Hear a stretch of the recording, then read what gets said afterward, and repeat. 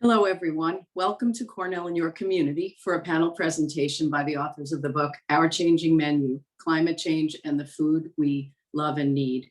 My name is Pat Riley, Arts and Sciences 78. I'm the president of the Cornell Club of Monmouth and Ocean Counties in New Jersey, and we're co-hosting this event with the Northeast Corridor Office of Alumni Affairs and Development. Thank you for joining us today to learn about the valuable work the Cornell University Press does and how climate change is affecting the food we eat and what we can do to make our eating habits more sustainable. For those of you who are tuning in from the Monmouth Ocean County area, our club sponsors a loan-reducing scholarship awarded to local Cornell students every year. We believe that helping the new generation of Cornellians complete their education is a great way to give back to Cornell and our community. We invite you to join us by contributing to our scholarship fund. We'll post the link in the chat, and we thank you in advance, to everyone for helping our local students. A few housekeeping items before we start. I'd like to review a few details. This presentation is being recorded and the recording link will be emailed to all attendees. We're keeping all attendees' mics off to avoid accidental interruptions during the presentation. You'll be able to turn them back on for the social networking part of the program. Please enter questions for our speakers in the chat. We'll get to as many of them as we can during the time allocated for Q&A. It's now my pleasure to introduce Kitty Liu. Kitty is the editorial director at Comstock Publishing Associates, Cornell University Press. She joined Cornell University Press in 2010, managing acquisitions for the Comstock imprint, publishing academic and trade titles in science, nature, and the environment. Kitty, welcome, and thank you for being here to share with our audience why the work the Cornell University Press does is so important. Thank you, Pat, for that introduction. My name is Kitty Liu, and I graduated from the College of Arts and Sciences, class of 2000. I suppose you could say that I'm proof that an undergraduate degree in English is not a complete career killer. And while I hate to stand in the way of the main event, I am going to dedicate just a few moments for those of you who might not be familiar to talk about the special place that university presses inhabit in the broader publishing landscape. And to help do that, I am going to very briefly read from a document that was composed at the behest of the Association of University Presses by a working group of press directors. And please do excuse the small litany that follows, but as a publisher, we like proper attribution. This document was first written in 2000 and last updated in 2019 by one of the original members, Doug Armato of Minnesota, alongside Lisa Bayer of Georgia, Steph Williams at Ohio, Eric Van Ryan at California, as well as our own editor-in-chief here at Cornell University Press, Mahinder Kingra. And I think that it elegantly and perhaps more importantly, succinctly encapsulates some of the key concepts that we think about when we talk about the value of university presses.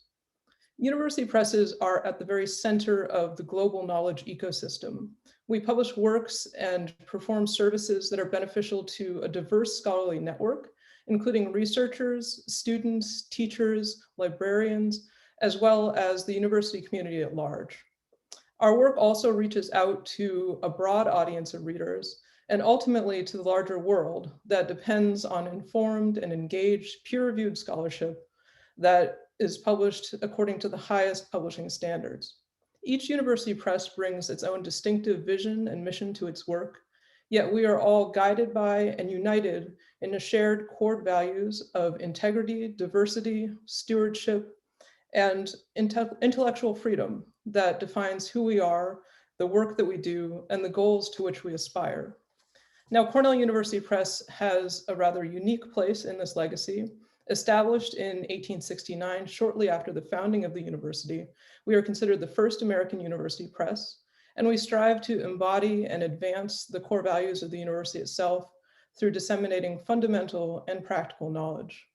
On a quick facts level, we publish about 200 books a year. We have over 5,000 titles in print, and those are in over 30 different subject areas and translated into 52 different languages.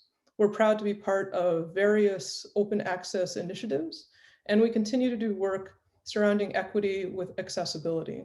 We estimate that in any given year, over 300,000 people end up reading a Cornell book. Now, as Pat mentioned, I am the editorial director of the Comstock imprint, which is part of Cornell University Press, but also has its own distinct and unique part in Cornell history. The Comstock Publishing Group was a standalone organization founded by two Cornell professors in 1893. They were John Henry Comstock and Simon Gage. And when Comstock merged with Cornell Press in 1938, it actually helped revive what was a foundering organization. Now, decades on, we are all flourishing, and Comstock remains to publish a rich tradition of scientific work, both for academic and non-academic audiences. In my role in acquisitions, what excites me the most is work that is translational. In other words, work that crosses boundaries and engages in social conversation in a way that's long-lasting and potentially transformative. And all of that really brings us around full circle to this book that the authors will introduce today. Because when I first spoke with Mike Hoffmann, and I looked it up, it was 4 years ago to this day, I was immediately drawn in by what he proposed. I could tell that this project fulfilled a special triumvirate, a work that simultaneously serves society, scholarship, and the university, and was also one that focused on one of the most urgent and pressing concerns of the day, climate change. I was very eager to see what might transpire, and I am so glad that we all took this leap of faith and decided to work towards publishing this book together. So to the three of you out there, thank you for your trust in me. And now, because as any good editor knows, there's a time to stand aside and let their authors' voices be heard, it's my great pleasure to introduce the writers of our changing menu. We have with us today Mike Hoffmann. He is Cornell Professor Emeritus of Entomology and also Cornell Atkinson Center for Sustainability Faculty Fellow. We also have Carrie Koplinka-Loehr, MS 1984 and independent writer. And finally, last but not least, we have Danielle Eiseman, who is a visiting lecturer in the Department of Communications. Without further ado, thank you, and over to you, Mike. Thank you very much, Kitty, and for your kind words about us. And although you said it's been 4 years, for some of us, I think it's been closer to 6 because of the intensity of this kind of effort. But thank you very much. And we're thrilled to be here today to have the opportunity to share our story about how climate is changing our menu. So far, and as you said also, things are looking good for the book. The feedback is very positive, and we may very well be onto something big. We hope so. If you eat, we think you'll appreciate the story we tell. To start, each of us are going to describe why this book.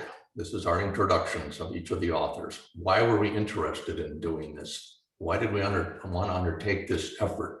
For me, it's the threat of climate change, which is an existential threat to our ways of life, the future of our children, the grandchildren. But a lot of times it's difficult to talk about climate change because we say, well, things are going to happen in the year 2100. That's too far in the distance. Most people don't relate to that. They're not going to be here in 2100 necessarily. And also, maybe there's melting glaciers in Greenland, but again, it's too far away.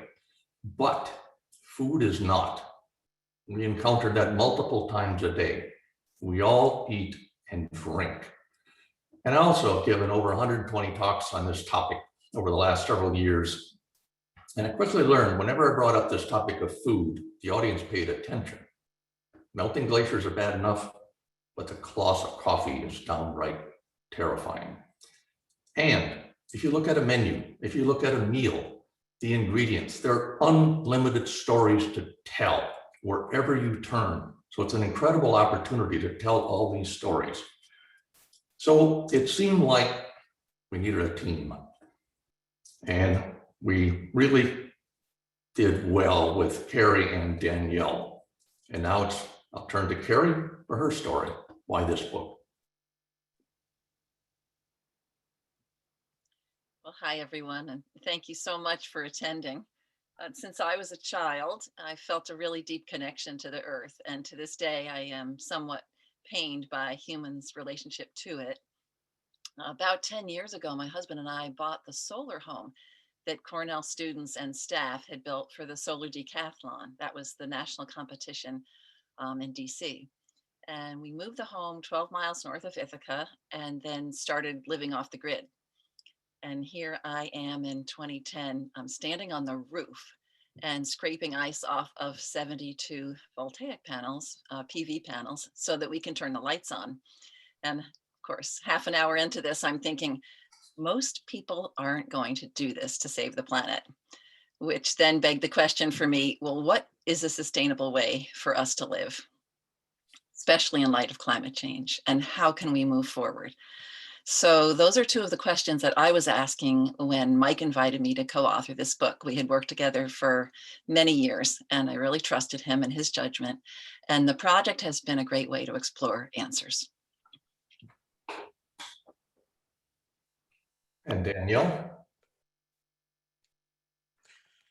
So as Mike mentioned, I'm Danielle Eiseman, and for me, participating in this book and joining the team was really a way to bring the blending of all of my past lives into one cohesive body of work. So I've taken a very wayward path to get to Cornell and the Department of Communication.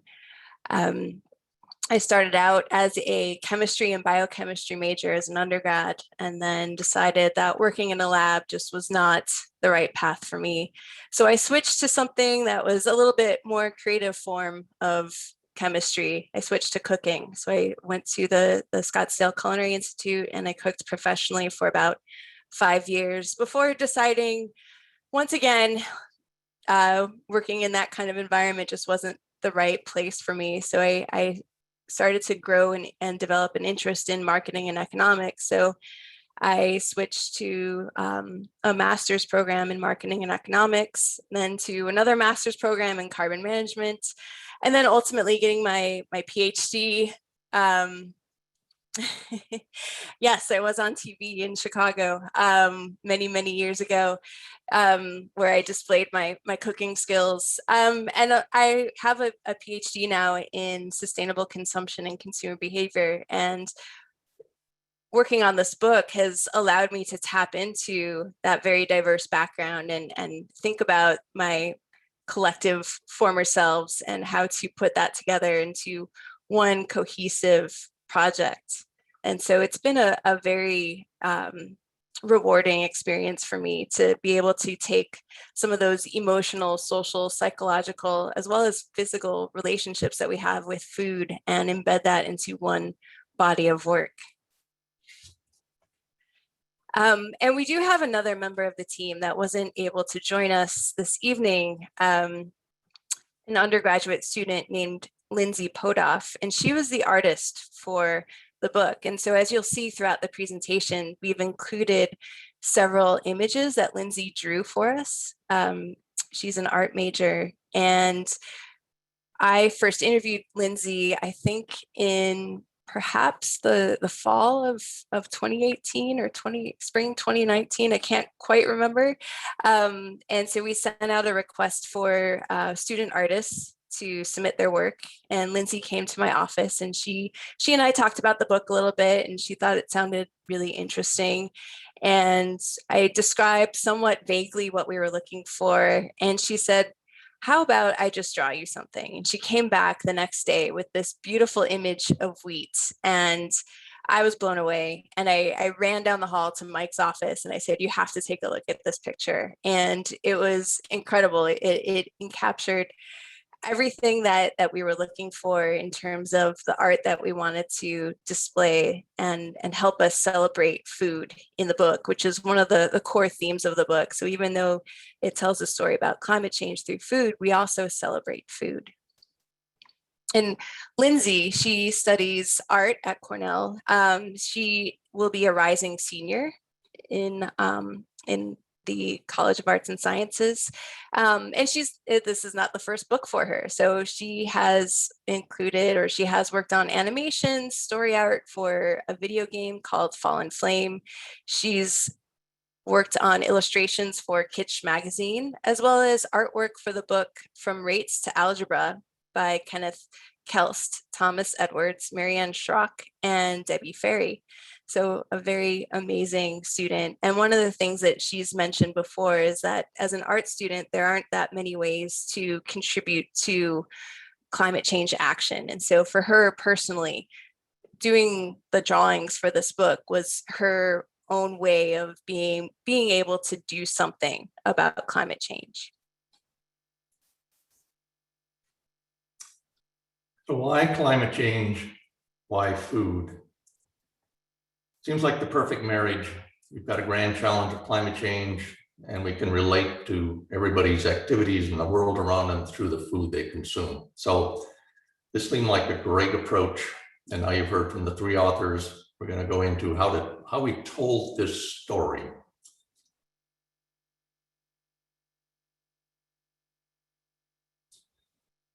So first of all, the audience.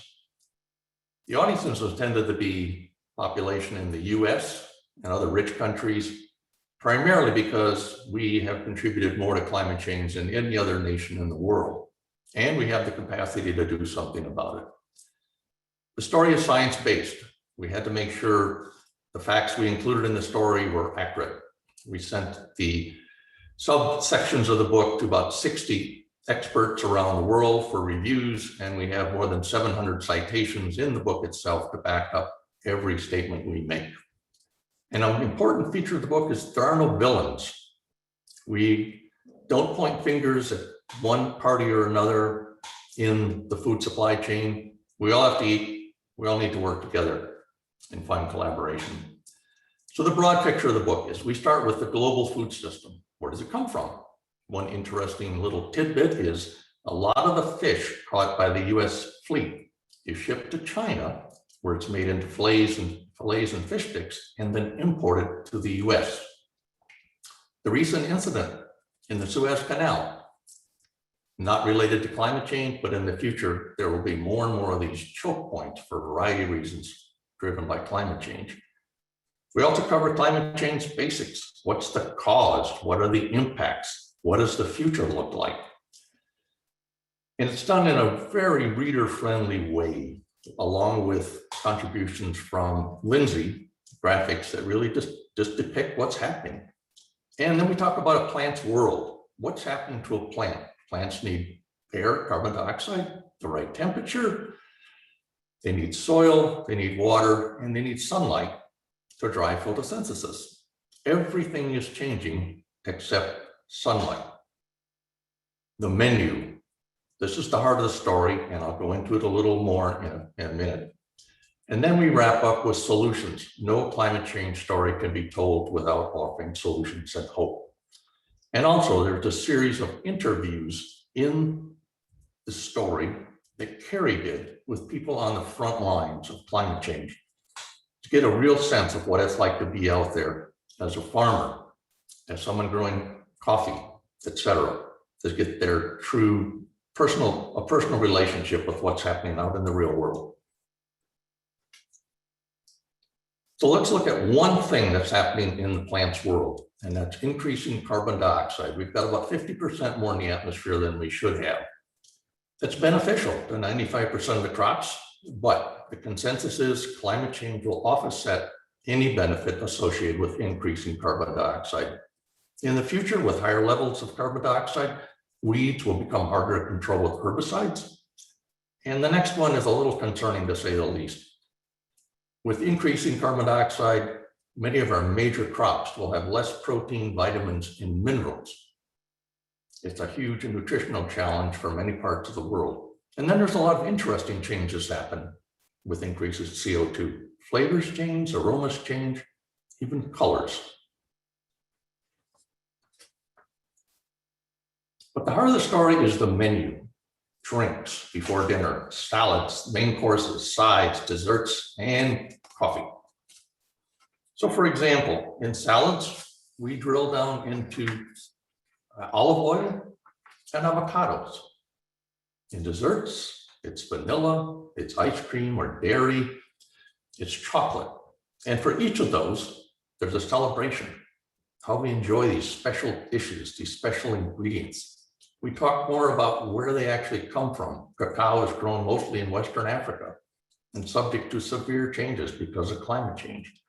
Who cares? A lot of people. Those who grow these crops care.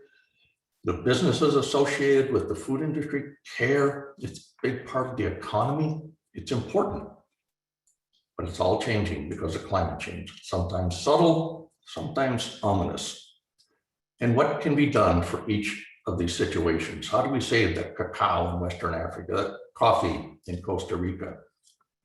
the special botanicals for gin, my favorite, etc. So it gives solutions. So simply put, you can pick up a menu, and it took me 10 minutes to find 25 things on this menu that are changing. Pistachios, California growers lost several $100 million in pistachios a few years ago because winters are warming. Fruit production, again, as winters warm, fruit production is going to be challenged. And again, this is what's really neat. I mentioned unlimited stories. You're looking at it. That menu is changing. Solutions and hope. We talk extensively about stewards of the land, farmers, what they face. In the US, the majority of farmers actually have to have, the farm has to have an off-farm income to stay in business. But they're doing good things. They're using precision planting, cover crops, focused on soil health, renewable energy. So we recognize their contributions. Scientists. We see the book as an incredible opportunity to share the value of science and connect it to the food. The new crops we need in the future to be more resilient, we need to look for science to help us. And food businesses, a lot of them are working hard with their producers, wherever they might be in the world, vanilla in Madagascar or in Indonesia. But to stay in business, they have to have that raw product, and they've got to work with everybody along the food chain to stay in business and take on climate change. And what we can all do. People always say, what can I do? Well, here's some recommendations that we offer. Become informed. Understand the cause of climate change, its impact. We refer to this as being climate change literate. Talk about it. Not enough people in the US talk about it. It's actually a small percentage of people actually talk ever about climate change. But it's a good step in taking on the challenge. Consider a more plant-based diet. Our approach, treat red meat as a delicacy, not a staple. And also look at your entire carbon footprint. Do you need to travel that much to fly, to drive, to heat that house nice and cozy? All of these things that we can be doing, but to assess them all. And again, appreciate those who supply the menu and get involved.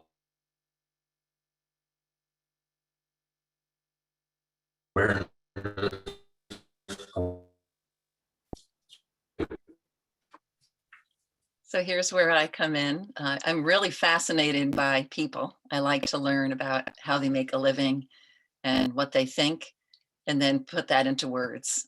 So I suggested to Mike and Danielle that we put a human face on climate change by interviewing representatives from the food system. So for example, farmers, food processing managers, chefs, scientists who are coming up with solutions. It would be just a slice of the many people who bring food to our tables. We focused on the foods that were most imperiled, and we tried to balance professions and genders. We aimed for a geographical spread and also looked for a compelling story. Most of all, we needed willing interviewees. And that was actually fairly easy. There were some people who were reluctant to commit themselves, but most people said yes, which was fascinating to me and very helpful. I'll just let you know a little bit about how we found these willing interviewees. Mike and Danielle and I too have quite a few contacts from being in the field for such a long time. Chefs and scientific colleagues. We've been to many conferences in our lifetimes, and we were able to kind of draw on people we had met there. And then cooperative extension was really helpful to us. So we were able to contact extension educators in other states and find out, what are the stories that they're hearing, and can we talk to specific growers?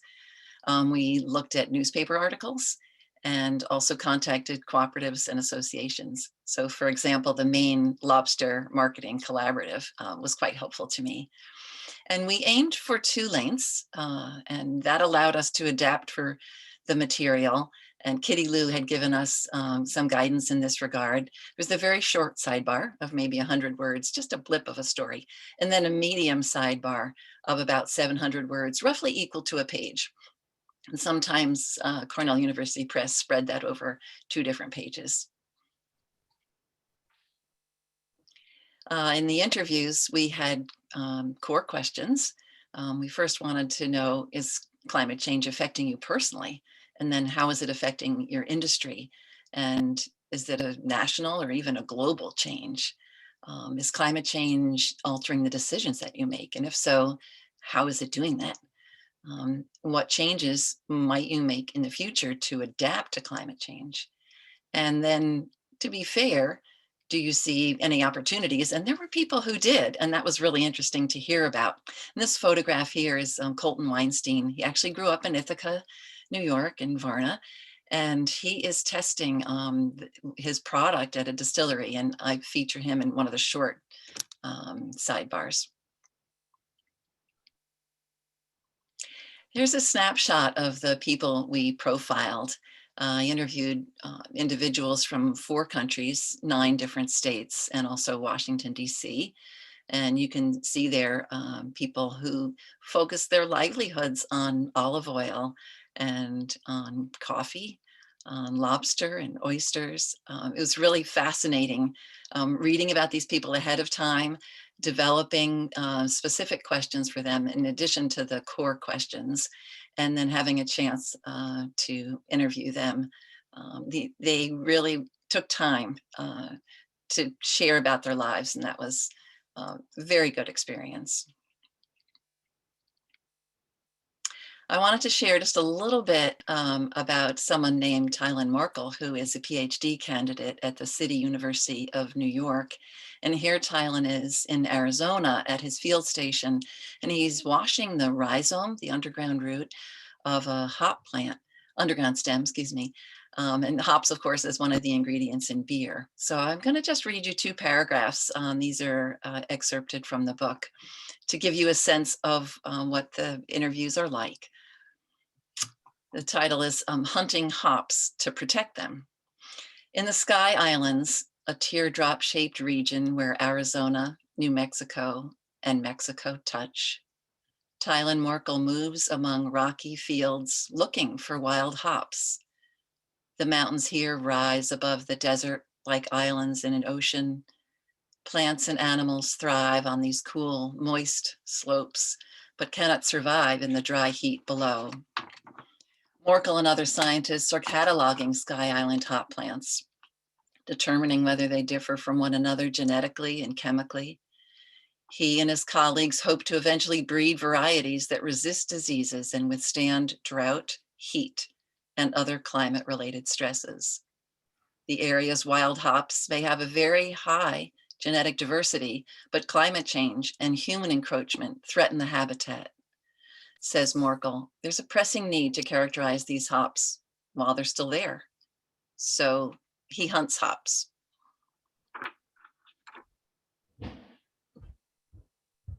And another important aspect of the book that we really wanted to highlight and share is a few more of Lindsay's drawings. So this is one that she drew that represents the Earth and its connection to our atmosphere. So you could think of our atmosphere as the very thin peel of an apple. And so this is a depiction of the Earth as an apple and then the peel coming off of it to demonstrate that thickness or that relationship between an apple peel and our atmosphere.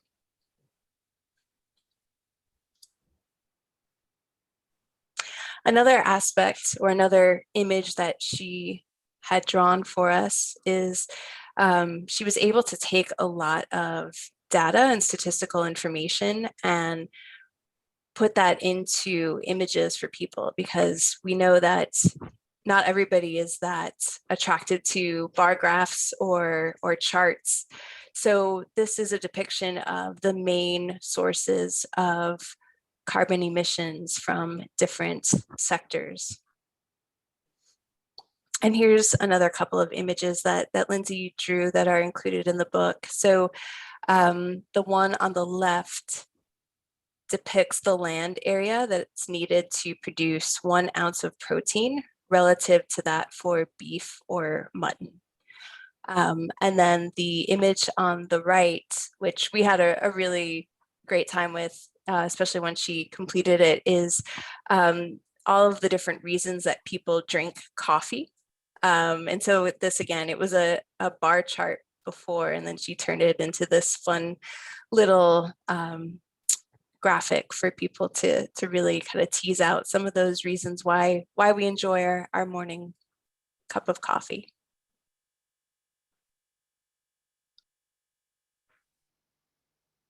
As we were writing this book, we were sometimes finding dozens of new scientific papers a week about the relationship between climate change and food.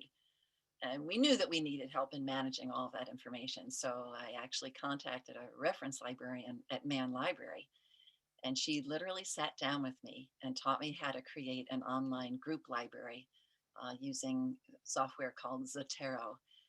As we started cataloging information for a chart of foods and how they were affected by climate change, we realized that we couldn't keep this kind of a table up to date in a book. A website turned out to be a much better option, and we thought that it would allow us to promote the book and other ideas. I applied for a small grant and received a Podell Award for Research and Scholarship, and was able to hire 2 students. Jess Bry built the website and Marta Faulkner built the database. And then other students have kept improving it throughout the year, which has been really exciting.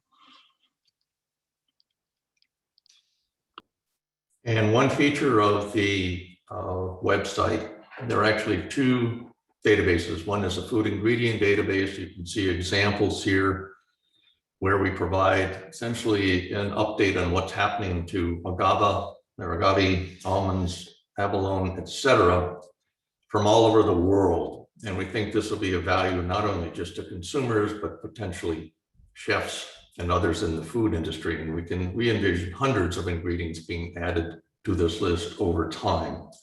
The other database that's not pictured is actually plant-based products, such as perfumes, cosmetics, pharmaceuticals, medicinal herbs, several multi-billion-dollar industries that are in fact dependent on plants in some way, but those plants are changing. So we think both of these databases will be of value to a lot of people and a lot of industries. And our changing menu is more than just a book. As Mike and Carrie just pointed out, we have the website and the database, which will be a living document that will expand as we gather more and more information. And so we have the book, the websites, and we have also started a few social media accounts, and I've recruited 2 of my students to help with our social media. So we are on Twitter and Instagram at the moment at Our Changing Menu. We're also looking into research aspects. So we've been starting to develop studies exploring whether or not messages about climate and food will spur people to take action. And then we're also working on more ways to engage. So we're developing smaller side projects using comedy, art, music, and film to really extend this message. We also have an Cornell course that Mike and I developed that looks at climate change leadership and the relationship to the food industry. And we want to emphasize that we all have a role to play in this fight. So the steps that you can take are to first get informed, use the book, use the website, learn about what's happening, and raise your voice, share your concerns, your questions, your hopes. Share these with your friends, your family at each and every meal. Remember, you don't need to be perfect. Just do what you're able to do, what works for you, what are you best at, and help create a social movement. Find a greater purpose and spread the word. And once you've read the book, now you know. Now you can do something. So find that greater purpose. And of course, we could not get to this point without the help of our amazing students and the generous funding from the Towards Sustainability Foundation and the Podell Emeriti Awards for Research and Scholarship. So as Carrie mentioned, we had brought on Jess Bray and Marta Faulkner to help with the development of the website. We've also brought on other previous students, Maeve Anderson, Kalina Bonnier-Cerrone, Natalie Bronfin, Nancy Engel, Victoria Ashun, Brandon Garcia, Bjorn Kroos, Samita Pendyal, and Christina Pinheiro.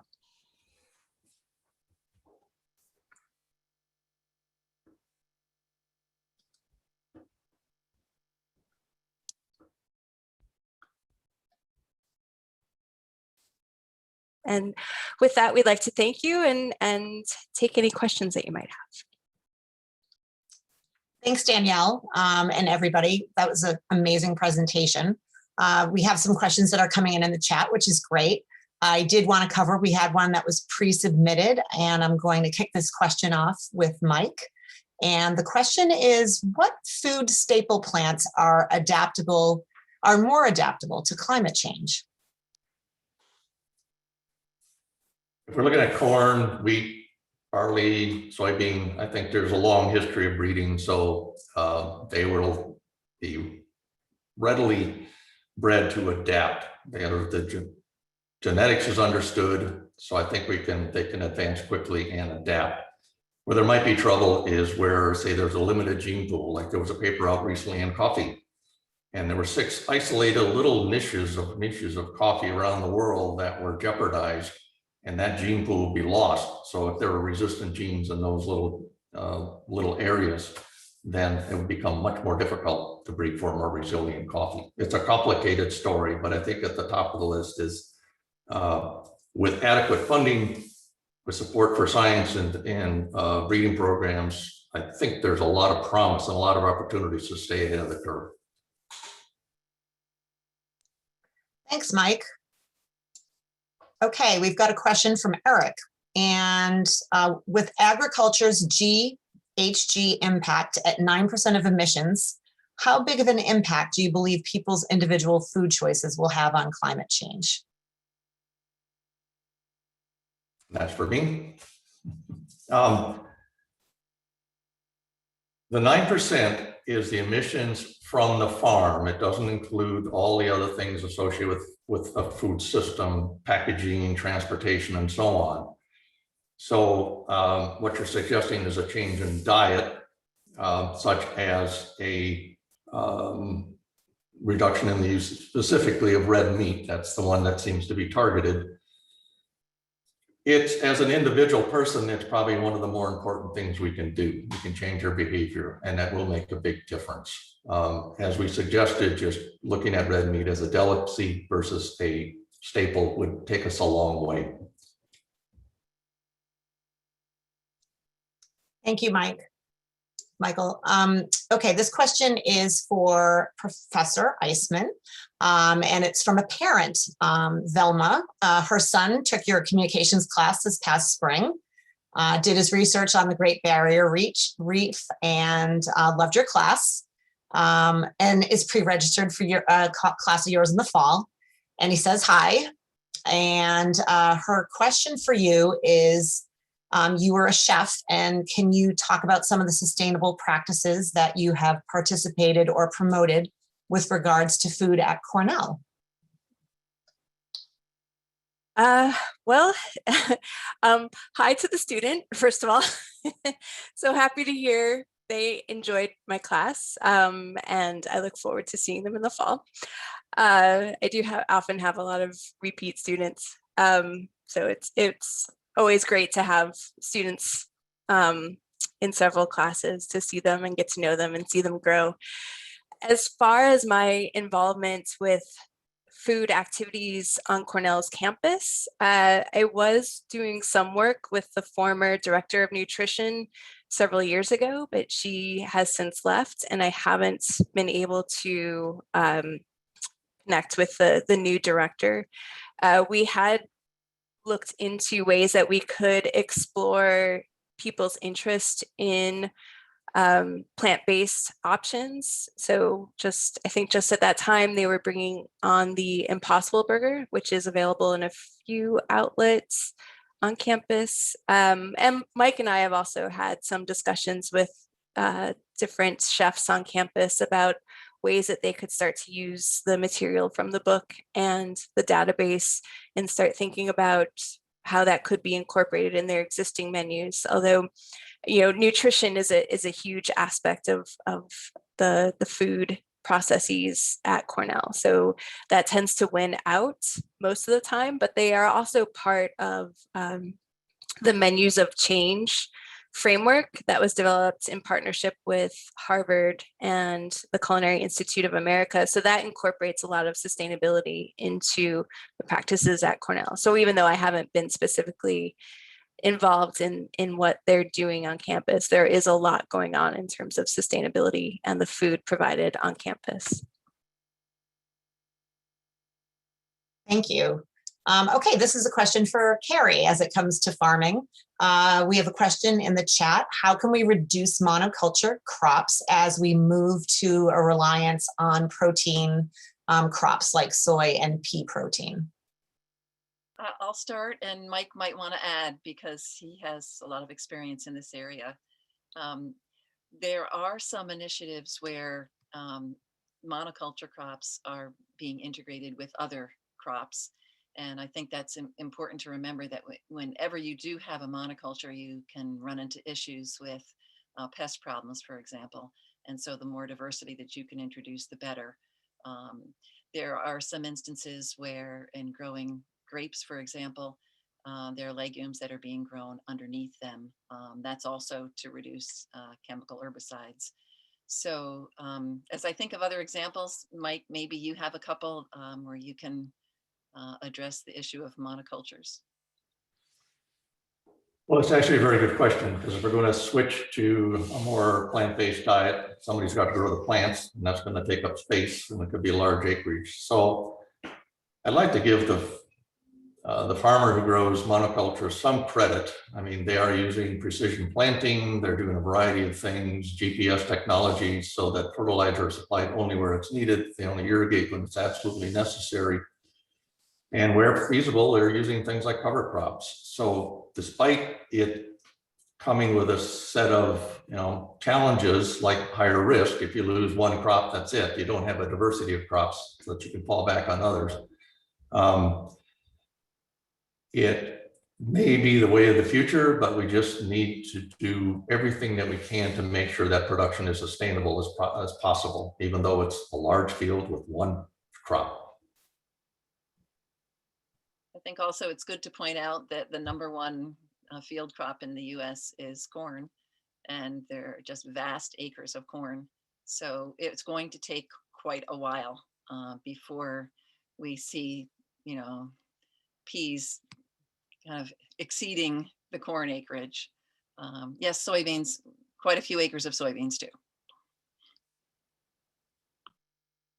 Thanks, Carrie and Michael. There's a follow-up question for you, Danielle.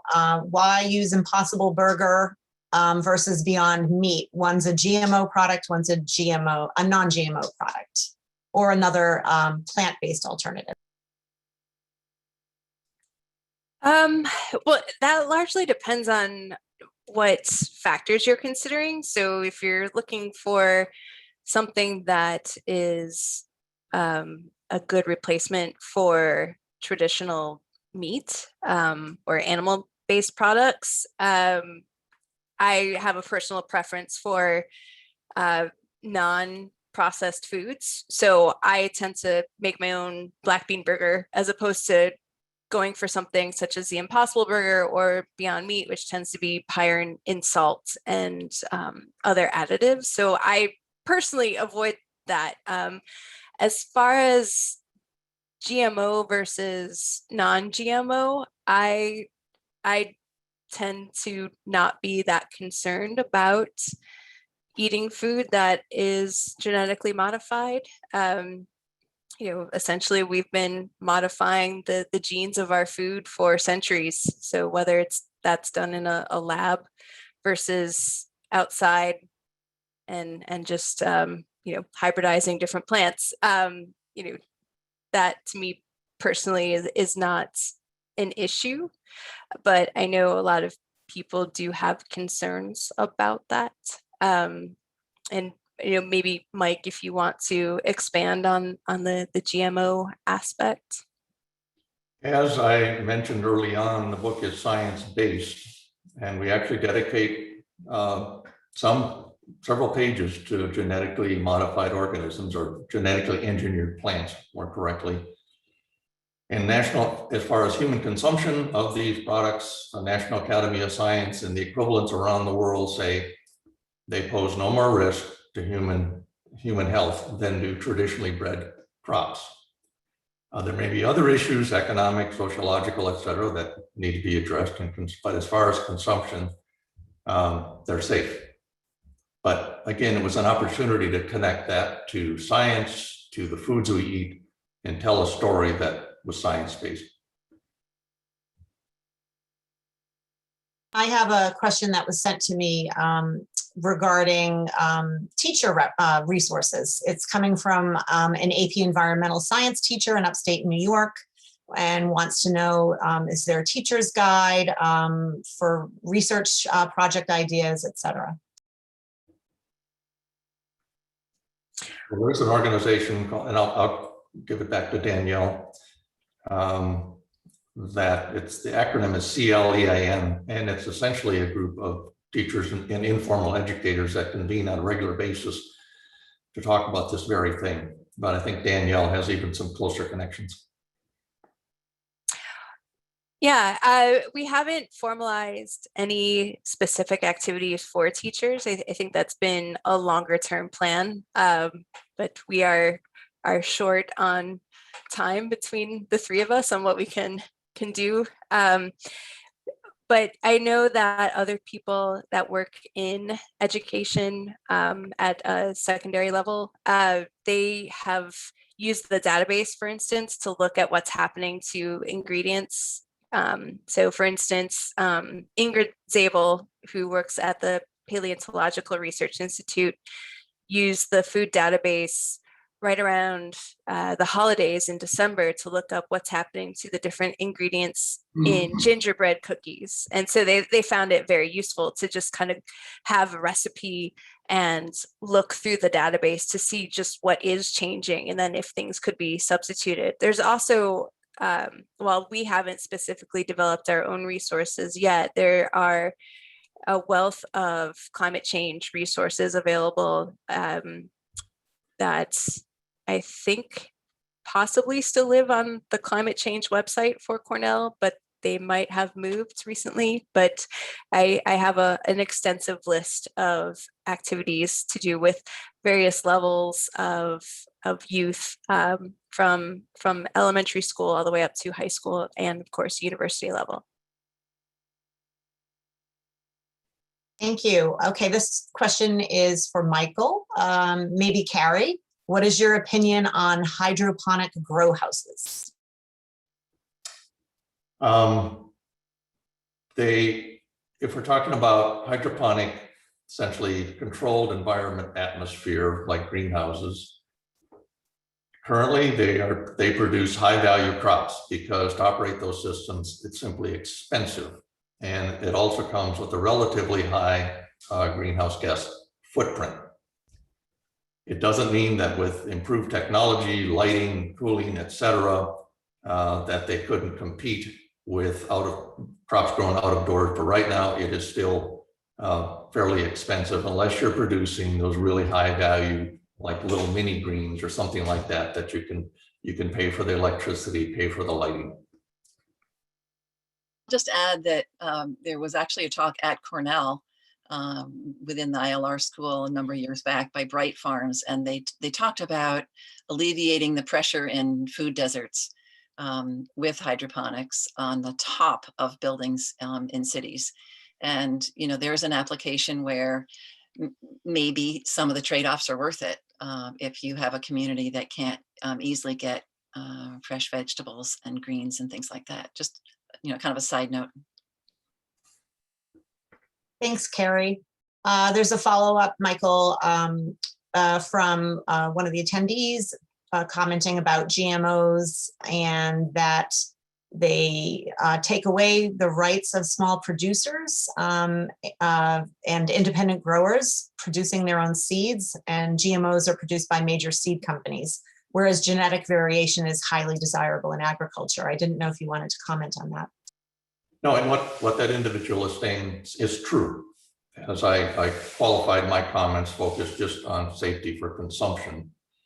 So yes, there are some other large issues such as exactly what he pointed out. What about the small growers that maybe can't afford the genetically engineered crop, etc. There's also issues about sort of the effect going beyond the GMO field, is drift of pollen, etc., into an organic farm. So those are other issues that we reference in the book, but we just, we don't necessarily have a position on them. That's ongoing. Just a note about that. I think that's from Carlos Perez. And so, hi, Yes. Carlos. Yeah. Hi, Carlos. We thank you so much for your help with the book and also for being willing to be interviewed. So greetings to you. What a fantastic connection. And do I understand that today is the first day that this team met with Cornell University Press to imagine this book? Yes, 4 years ago to the date. Fantastic. I'm going to take the last question. I'm going to summarize a couple of comments in the chat before we turn it back to Pat for closing remarks and breakout sessions to talk about this further. It seems this is going to be for you, Danielle. They're more food comments, sort of. And Lynn commented there's going to be a new teaching kitchen on North Campus. Seems like a great opportunity to teach sustainable food choices and cooking. And there's also something about Weight Watchers. Have you considered developing a food climate watchers app that analytically scores consumer food choices based on your databases? I think that would be awesome. Both ideas would be fantastic. Again, I'm limited in the amount of what I'm capable of doing within the time that I am given. I carry a full teaching load during the school year. So if I have any great ideas for teaching a new class, I have to do it over winter break or summer break. So that's to be determined, I suppose. And I think an app would be really cool. I think that would be really effective, especially, if you think about how people are with, being a little bit competitive with each other and how they could compare themselves to each other in terms of, what they're consuming and how they're consuming and sharing that in a fun, friendly, competitive way could be very effective. Again, we are small and we don't have exactly the resources. So if you have ideas, let us know how we could make that happen. Great. Well, thank you so much, everybody. I want to invite Pat Riley back for closing remarks. Thank you, Karen. I'd like to thank the panelists and for a great job. That's all the time we have this evening for the formal part of the program. We do remind you that you're welcome to stay a little bit longer to socialize and continue the conversation with other alumni. But first, I want to thank our speakers, Kitty Liu, Michael P. Hoffmann, Carrie Koplinka-Loehr, and Danielle Eiseman for accepting our invitation and for sharing their expertise with all of us in such a wonderful presentation. Please note that everyone that might be interested in buying Our Changing Menu can do so by clicking on the link that's been posted in the chat. We also invite you to explore the Cornell University Press website. Take a look at other equally interesting publications that you might be interested in reading. And finally, we want to thank Cornell staff and the Office of Alumni Affairs and Development in the Northeast Corridor for all their support and for making this event possible. So thank you, everyone.